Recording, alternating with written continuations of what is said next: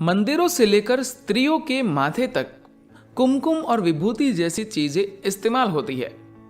मंदिरों में भी इन्हें बांटा जाता है। इस परंपरा के पीछे क्या वजह है? प्रश्न। सद्गुरु, मंदिर और पूजा स्थलों पर हमें कुमकुम, चंदन और विभूति दी जाती है। क्या इसके पीछे कोई वैज्ञानिक कारण है? सद्गुरु कहते हैं, कुछ चीजें दूसरी चीजों के मुकाबले अधिक तेजी से ऊर्जा को समेट पाती है। अगर मेरे बगल में एक स्टील की रोड, थोड़ी विभूति और एक इंसान खड़ा हो, तो वे मुझसे कितनी ऊर्जा ग्रहण करेंगे वह अलग अलग होगा। उन सभी के पास बराबर अवसर होता है, लेकिन वे सभी समान रूप से ऊर्जा को सोखते और कायम नहीं रहते। कुछ ऐसे पदार्थों की पहचान की गई है जो ऊर्जा को आसानी से समेट पाते हैं और उसे अपने पास कायम रख पाते हैं। उनमें एक विभूति है जो बहुत ही संवेदनशील पदार्थ है। आप आसानी से उसे ऊर्जावान बनाकर किसी को दे सकते हैं। कुमकुम भी इस तरह है। चंदन का लेप भी कुछ हद तक ऐसा है, लेकिन मैं इनमें से विभूति को सबसे ऊपर रखूंगा।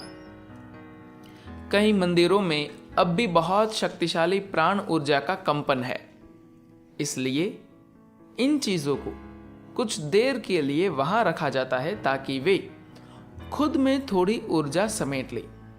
इसका मकसद ऊर्जा को बांटना है, इसलिए वहां आने वाले लोगों को वह दिया जाता है। अगर आप संवेदनशील हैं तो आप सिर्फ वहां मौजूद रहकर भी खुद वह ऊर्जा ग्रहण कर सकते हैं। अगर आप उतने संवेदनशील नहीं है तो आपको किसी चीज की जरूरत पड़ती है। कुमकुम के रंग से धोखा न खाए। कुमकुम हल्दी और चूने के मिश्रण से बनाया जाता है, जैसा कि लिंग भैरवी का कुमकुम बनाया जाता है। दुर्भाग्यवश कई स्थानों पर यह सिर्फ एक केमिकल पाउडर होता है।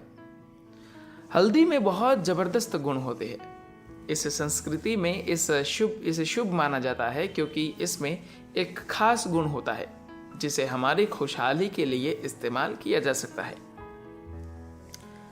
हमारा जीवन कैसा होगा यह इससे तय होता है कि हमारी ऊर्जा, शरीर और मन कैसे काम करते हैं। वह आपके आसपास की स्थितियों पर निर्भर नहीं करता। इस संस्कृति में यह तकनीक विकसित की गई कि अपनी ऊर्जा को एक खास दिशा में मोड़ने के लिए किन चीजों का इस्तेमाल किया जा सकता है। लेकिन अब अधिकांश महिलाएं कुमकुम के बदले प्लास्टिक का इस्तेमाल करने लगी है।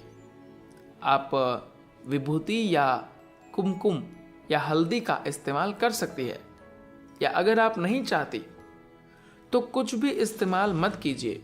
कुछ न कुछ लगाने में कोई बुराई नहीं है, मगर प्लास्टिक मत लगाइए।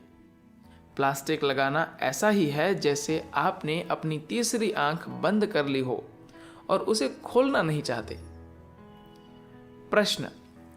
विवाहित स्त्रियों को मांग में कुमकुम क्यों लगाना होता है? उसकी क्या अहमियत है? सद्गुरु बताते हैं, महत्वपूर्ण चीज यह है कि वह हेल्दी है।